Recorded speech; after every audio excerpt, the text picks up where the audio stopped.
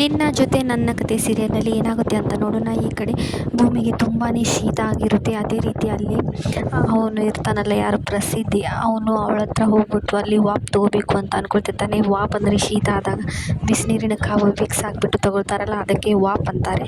ಅದನ್ನ ಭೂಮಿ ತೊಗೊಳ್ತಿರ್ತಾಳೆ.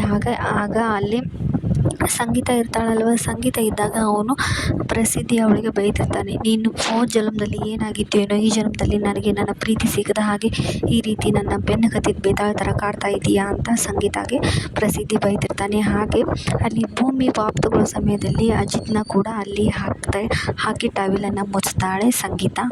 ಆಗ ಮನೆಯೆಲ್ಲ ಓಡಾಡಿ ಅವನು ಕೂಡ ಭೂಮಿ ಪಕ್ಕದಲ್ಲಿ ಹಾಗೆ ಅಜಿತ್ ಮಧ್ಯದಲ್ಲಿ ಹೋಗ್ಬಿಟ್ಟು ವಾಪ್ ತಗೊಳ್ಳೋಕ್ಕೆ ಅಂತ ಕೂತ್ಕೊಳ್ತಾನೆ. ಆಗ ಅಜಿತ್ ಭೂಮಿಗೆ ಕಿಸ್ ಕೊಡೋ ರೀತಿ ಮುಂದೆ ಹೋಗ್ತಿರ್ತಾನೆ. ಆಗ ಪ್ರಸಿದ್ಧಿ ಮಧ್ಯೆ ಹೋಗ್ಬಿಟ್ಟು ಅವನನ್ನು ತಡಿತಾನೆ.